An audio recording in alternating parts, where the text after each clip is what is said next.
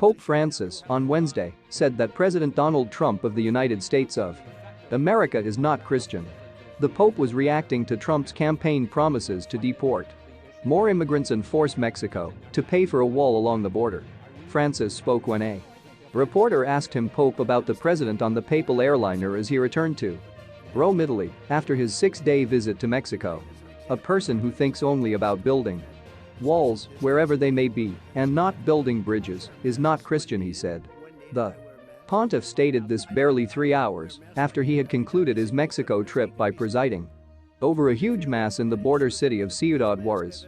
He added that he was not going to get involved in that when asked if he was planning on influencing Catholics and how they vote in the presidential election. "I say only that this man is not Christian if he has said things like that," Francis maintained.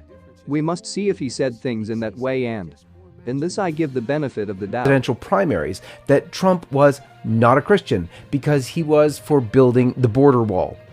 Unbelievable. During that same in-flight press conference back in 2016, the Pope was asked to comment on same-sex legislation going on in Italy, to which he replied, and I quote, "The Pope doesn't get mixed up in Italian politics." A little while later he said, and I quote, "The Pope is for everybody and he can't insert himself in the specific internal politics of a country," end quote. This, of course, makes no sense. Good Catholics can come to different conclusions on immigration and the need to have adequate border security, including a wall, very much actually like the huge wall that surrounds the Pope's own nation-state, Vatican City. Good Catholics, however, cannot accept homosexual civil unions, as church teaching has clearly stated, quote, "Under no circumstances can they be approved," end quote. So the Pope could very well, and should, come down on the murderous policies of the Democrat Party that stand proudly behind the murder of 1 million innocent American children each year via abortion. But he has no business taking sides on issues where Catholics are free to differ and sovereign states are free to decide within the realm of natural law. The antagonism toward Trump from the Pope has continued ever since. The Pope compared Trump to Herod, the border wall to the Berlin Wall, and even publicly questioned Trump's pro-life values. The release of the Pope's latest encyclical, timed perfectly to affect the US presidential election, is no exception. Read with a political lens, it is painfully obvious that the Pope is pushing for Trump's defeat, even going so far as to downplay the importance of abortion to Catholics in a manner threatening the Catholic faith itself.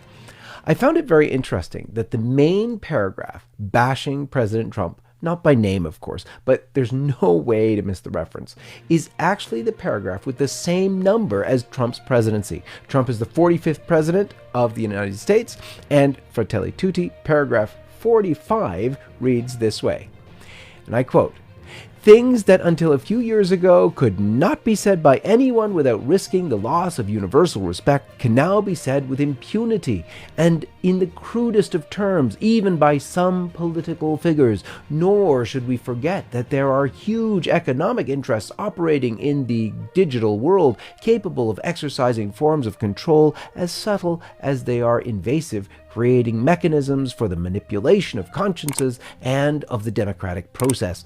The way many platforms work often ends up favoring encounter between persons who think alike, shielding them from debate.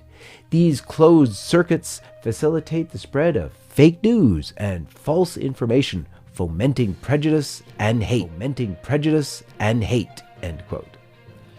And reading the encyclical, one finds a steady drumbeat of socialist talking points coming from the Pope, which seem more like catchphrases from the Democrat playbook than statements worthy of the Vicar of Christ.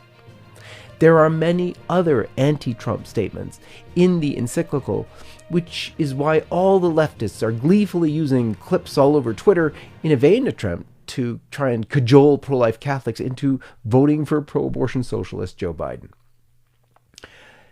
Pope Francis hits out at, quote, "myopic, extremist, resentful, and aggressive nationalism," end quote, which he sees in some countries where, quote, a concept of popular and national unity is influenced by various ideologies in creating new forms of selfishness and a loss of the social sense under the guise of defending national interests, end quote.